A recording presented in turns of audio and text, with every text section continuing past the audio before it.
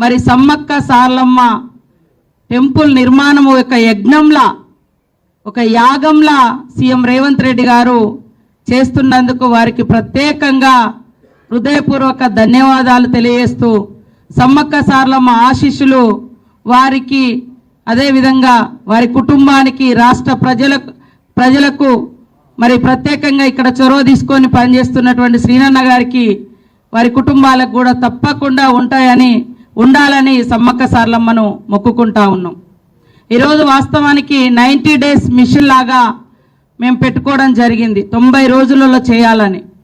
ఈరోజు ఎందుకంటే కొంత అక్కడ గ్రనైట్ అనేది మనకు అందుబాటులో లేకున్నా మరి అధికారులు యంత్రాంగం బయట నుంచి తీసుకొచ్చి ఇక్కడ ఫిట్ చేయడం ఇదంతా కూడా ఎంతో కష్టంతో కూడుకున్నదైనప్పటికీ కూడా మరి అవే కాకుండా ఉట్టి శిలలే కాకుండా ఆ టెంపుల్ మీద వచ్చేటువంటి రాతి శిలల మీద మా దైవాలు, మా ఆచారాలు, మా సాంప్రదాయాలు, మా గొట్టు గోత్రం ఇవన్నీ కూడా చెక్కడంతో కూడా కొద్దిగా లేట్ అయినప్పటికీ కానీ ఖచ్చితంగా మరి 5వ తారీఖు లోపు అందించాలని కండిషన్గా ఈరోజు శ్రీనివాసరెడ్డి గారు, పొంగులేటి సీనన్న గారు అధికారులకు సూచించడం జరిగింది. సో తప్పకుండా ఆ తల్లి దీవెనలు ఉన్నాయి కాబట్టే, ఆ సమ్మక్క సార్లమ్మ దైవం యొక్క దీవెనలు ఉన్నాయి కాబట్టే ఇంత పెద్ద కార్యక్రమాన్ని ఇంత ఫాస్ట్గా చేయగలుగుతున్నాం. మీరు చూస్తూ ఉన్నారు, ఒక టెంపులే కాకుండా చుట్టూ రోడ్లు కూడా చాలా విశాలంగా చేస్తూ ఉన్నాం. ముందట గతంలో ఇరకటంగా చాలా టైట్గా ఉండేది ముందు, కానీ ఇప్పుడు విశాలంగా కనిపించే విధంగా చేస్తూ ఉన్నాం. ఇంకా అన్నీ కూడా మిగతా మెయింటెనెన్స్ అంతా కూడా అద్భుతంగా జరగబోతుంది. కొంచెం ఎందుకంటే ఎండింగ్లో ఉంది కాబట్టి అది కంప్లీట్ కానట్టు అనిపిస్తుంది, కానీ ఎండింగ్లో ఖచ్చితంగా ఈ వారం 10 రోజులలో కంప్లీట్ అయితే అద్భుతంగా కనిపిస్తుంది. అడుగడుగున మా అస్తిత్వం, ఆచారాలు, సాంప్రదాయాలు, గొట్టు గోత్రాలు రాబోయే కొన్ని తరాలకు ఈ చరిత్ర నిలబడాలనేది మా అందరి ఆతృత. మా ఆలోచనను తగ్గట్టుగా, మా ఆశయాలకు తగ్గట్టుగా, మా విశ్వాసాలకు తగ్గట్టుగా ముఖ్యమంత్రి రేవంత్ రెడ్డి గారు మరి సీనన్న గారికి గైడ్ చేసి ఎక్కడ కూడా మరి ఇక్కడ వీళ్ళ జీవితాలకు విరుద్ధంగా రావద్దు, వాళ్ళ ఆచారాలకు విరుద్ధంగా రావద్దని చెప్పడంతో ప్రతిదీ కూడా పూజారుల యొక్క ఆలోచన, వాళ్ళ యొక్క ఆచారం, వాళ్ళు చెప్పిన వాటిని మేము ఫాలో అవుతూ మరి సీనన్న గారు కిందికి కూడా అదే గైడ్ చేస్తూ ఉన్నారు. వారికి మరొకసారి ధన్యవాదాలు తెలియజేస్తా ఉన్నాం. అదే కాకుండా ఈ మధ్యకాలంలో ఆ శిలలపై ఉన్న ఒక స్వస్తిక్ గురించి చర్చ జరుగుతుంది. స్వస్తిక్ మేము ఫాలో అయ్యేది రైట్ టు లెఫ్ట్.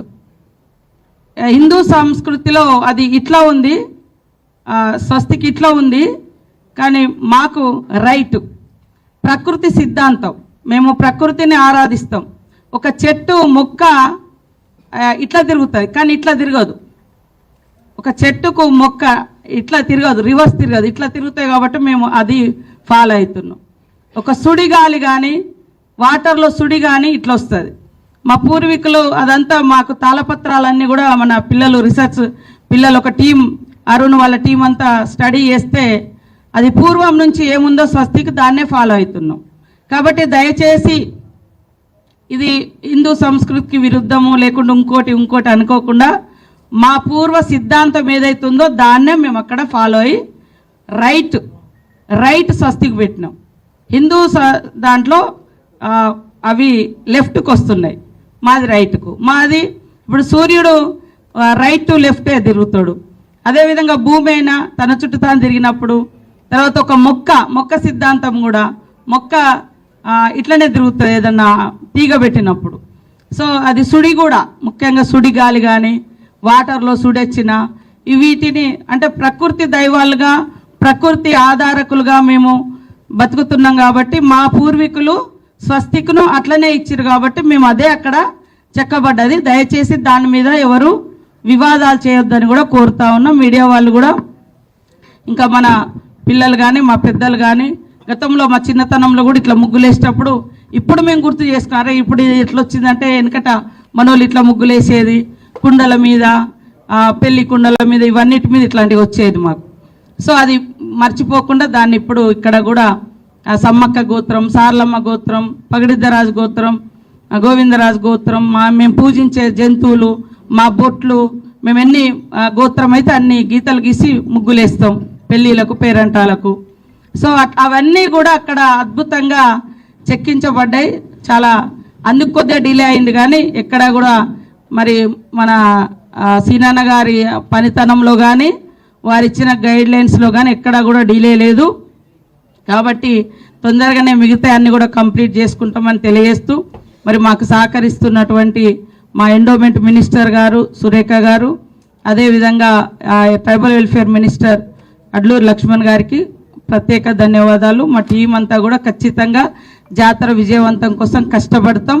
మీరందరూ కూడా మన మీడియా, ఉమ్మడి వరంగల్ జిల్లా, అదేవిధంగా ములుగు జిల్లా మీడియా సోదరులందరూ మన ఆరాధ్య దైవాలు, మన ఓరుగల్లు పోరుగల్లు కీర్తి మరి ములుగు ప్రాంత ఇలవేల్పులుగా ఉన్నారు. కాబట్టి మన అందరి ఇలవేల్పులు ప్రతి ఇంటి గడప దైవాలుగా మనకు ఉన్నారు. కాబట్టి మనం తల్లుల యొక్క ఔన్నత్యాన్ని కాపాడదామని తెలియజేస్తూ, జనవరి 28 నుంచి 31 వరకు జరిగేటువంటి మరి మేడారం మహాజాతరకు తెలంగాణలోని ప్రతి గడప నుండి వచ్చి తల్లుల దీవెనలు తీసుకోవాలని విజ్ఞప్తి చేస్తూ స్వాగతిస్తూ, మరి తర్వాత అత్యధికంగా వచ్చేది ఆంధ్రప్రదేశ్, అదేవిధంగా ఇంకా మిగతా అత్యధికంగా వచ్చేది కూడా మధ్య భారతంలోని ఆదివాసీలు అత్యధికంగా వస్తారు.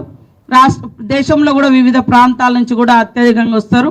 వారందరికీ కూడా డేట్స్ తెలియజేసే విధంగా మా మీడియా సోదరులు కూడా డేట్స్తో మీ ఛానల్లో జనవరి 28 నుంచి 31 వరకు మహాజాతర మేడారం సమ్మక్క సార్లమ్మ జాతర అని మరి మీరు కూడా ప్రచారం చేయాలని, ఆ తల్లుల బిడ్డలుగా కొడుకులుగా మీరు